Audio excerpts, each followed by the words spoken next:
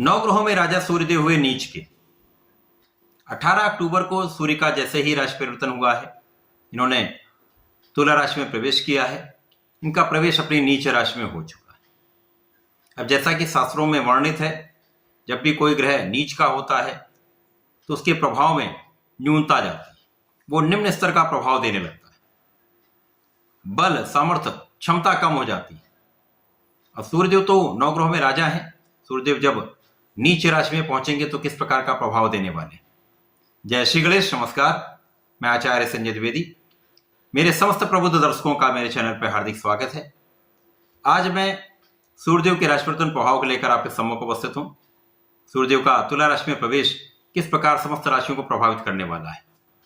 आज मैं मीन राशि के लिए सूर्य के महापरिवर्तन का किस प्रकार का परिणाम प्राप्त होने वाला है, कहीं पर कुछ विशेष स्थितियां बन रही हैं जिससे आपको लाभ मिल सकता है अथवा कहीं पर समस्या आ सकती है, उसका क्या निराकरण है, संपूर्ण विश्लेषण मैं पूर्ण तर्क के साथ करने जा रहा हूं। प्रिय दर्शकों, ये राशिफल आपके चंद्र राशि पर आधारित है, अर्थात जन्म कुंडली में 12 नंबर में यदि चंद्रमा का गोचर है, इसका अर्थ है आपकी मीन राशि है। जिन जातकों का मीन लग्न है उनको भी राशिफल अवश्य देखना चाहिए।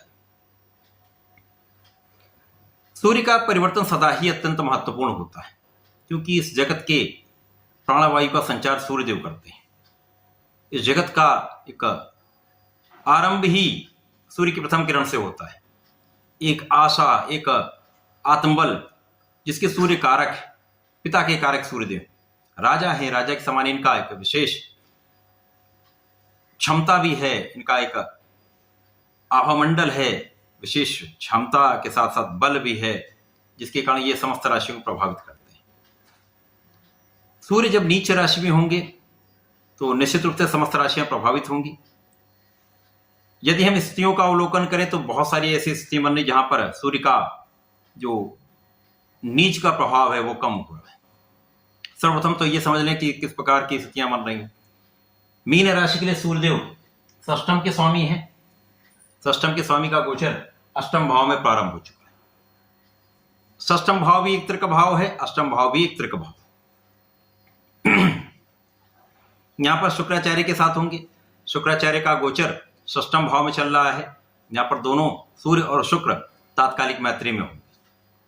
यहां पर धन भाव के स्वामी मंगल भी होंगे, जो कि अष्टम भाव में सूर्य के साथ गोचर कर रहे होंगे। इसी प्रकार से गुरुदेव बृहस्पति जो लग्न के स्वामी, जिनका गोचर सबसे महत्वपूर्ण इस समय, क्योंकि ये राशि लग्न के स्वामी, लग्न के स्वामी की स्थिति को देखना अत्यंत महत्वपूर्ण होता है। गुरुदेव बृहस्पति मेष राशि में ही गोचर कर रहे हैं, धन भाव में ही गोचर कर रहे हैं। यहां पर मित्र की राशि में होकर अत्यंत प्रबल अवस्था। अब यहां पर ये कर्म क्षेत्र लग्न के स्वामी होकर धन भाव में विशेष स्थिति बन रहे हैं।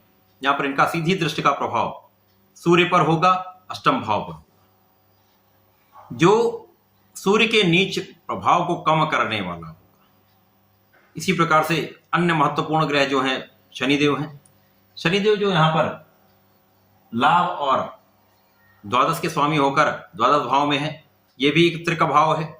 इस तृक भाव में ये होकर इनकी नवम पंचम का संबंध अष्टम भाव से होना सूर्य के नीच भाव को कम करने वाला। यद्यपि यहाँ पर कुछ अवरोध रहेंगे, कुछ समस्याएं रहेंगी, कुछ कष्ट अवश्य रहेंगे, परंतु यहाँ पर विशेष लाभ निश्चित रूप से मिलने वाले हैं। अब मीन राशि एक विस्तार की राशि, जल तत्व की राशि है। निश्चित रूप से यहाँ पर आपका स्वास्थ्य अच्छा रहने वाला है। स्वास्थ्य समस्याएं कम से कम होंगी। आपकी लग्न प्रबल है, जहां पर आपके प्रभाव में वृद्धि निश्चित है। धन विशेष रूप से आएगा, विशेष रूप से अचानक धन का लाभ यहां पर आपको प्राप्त होने वाला है। परिवार का पूर्ण सहयोग आपको प्राप्त होगा। यद्यपि यहां पर आपके वाणी के कारण पारिवारिक सदस्यों के बीच में कुछ तनाव हो सकता है, परंतु परिवार का पूर्ण सहयोग आपके साथ रहने वाला है। आपको अपने वाणी पर नियंत्रण रखना होगा।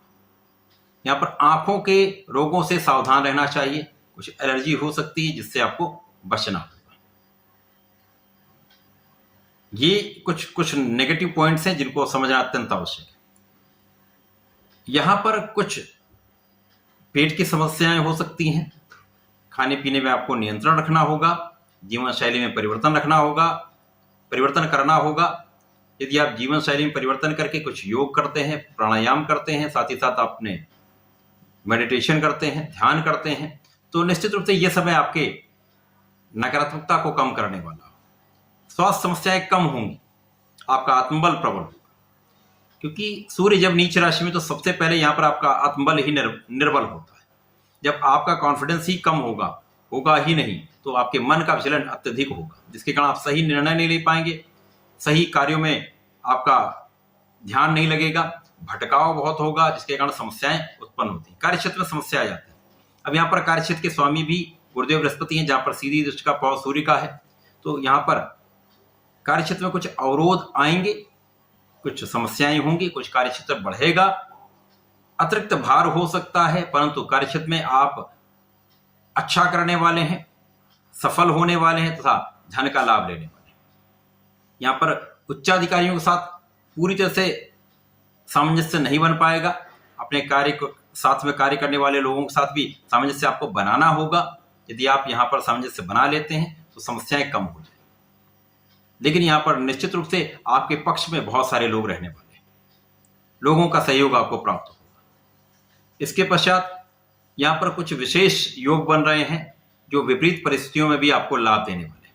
यहाँ पर स्वास्थ्य समस्याएं कम हो जाएंगी, आप अपने ऋण से मुक्त हो जाएंगे, कानूनी समस्याओं में आपकी विजय होगी, रोग, ऋण, शत्रु तीनों पर आप विजय प्राप्त करने वाले हैं। बीच बीच में कुछ शत्रु बनते रहेंगे, परंतु आप उन पर विजय प्राप्त करेंगे। आयु की रक्षा यहां पर आपकी होगी, स्वास्थ्य भी पहले से यहां पर आपका बेटर होगा, पहले से बहुत अच्छा स्वास्थ्य रहेगा, जिसके कारण आपके परिश्रम में वृद्धि हो जाए। आपका परिश्रम आपके लिए लाभदायक होने वाला है, परंतु यहाँ पर कुछ यात्राएं हो सकती, कुछ अनावश्यक यात्राएं भी हो सकती, जिसके कारण आपके साथ थकान की एक स्थिति बन सकती है, जहां पर व्यय भी बढ़ सकता है। कुछ आध्यात्मिक यात्राएं भी हो सकती हैं जो आपके लिए लाभकारी होंगी, आपके आध्यात्म में वृद्धि होगी, आपके आध्यात्मिक कार्यों में रुचि से आपको लाभ भी मिलेगा। जो लोग आध्यात्म से जुड़कर कार्य करते हैं उसमें हैं, तो उनके लिए विशेष धन लाभ का ये योग बनने वाला है। मीन राशि क्योंकि विस्तार की राशि, यहाँ पर आपका धैर्य भी अच्छा होता है, आपका मनोबल भी अच्छा होता है, परंतु कहीं न कहीं जब स्थितियां नकारात्मक होती हैं तो कष्टदायक हो जाती है। केवल यहाँ पर आपको यदि व्यसन है तो उस पर नियंत्रण रखें, अनावश्यक मित्रों से बचें, अपने आत्मबल को प्रबल करें, सूर्यदेव को नियमित जल दें, जिससे आपका कंसंट्रेशन बहुत अच्छा हो जाएगा। आपका कंसंट्रेशन अच्छा होगा तो आप अच्छा निर्णय ले पाएंगे। विशेष रूप से इस समय में आपको अपने मन पर नियंत्रण रखना होगा, भोजन पर नियंत्रण रखना होगा तथा अपने कार्यशैली को कुछ बदलकर वेल प्लान्ड वे में काम करना होगा। एक अच्छी रूपरेखा में आपको कार्य करना होगा। यदि आप अच्छी रूपरेखा में कार्य करेंगे तो सफल अवश्य होंगे, धन का लाभ विशेष रूप से आपको मिलेगा। तो सूर्यदेव का नीच राशि में होकर भी कहीं ना कहीं प्रभाव के लिए विशेष लाभकारी है। कुछ कष्ट हो सकते हैं, कुछ अवरोध आ सकते हैं, कुछ देर लग सकती है, परंतु लाभ आपको अवश्य मिलेगा, सफलता आपको अवश्य मिलेगी। मीन राशि के जातकों को चूंकि यहाँ पर 7.5 भी चल रही है, आपको प्रत्येक शनिवार को चौमुखी दीपक का प्रज्वलन शनि मंदिर में करना चाहिए, ओम सम शनिश्चराय नमः का जप करना चाहिए तथा वर्तमान समय में हनुमानाष्टक का पाठ यदि नित्य कर लेते हैं तो कष्टों से बच जाएंगे, समस्याओं से बच जाएंगे, लाभ की वृद्धि हो जाएगी। तो ऐसा करके इसका लाभ लें। धन्यवाद, नमस्कार।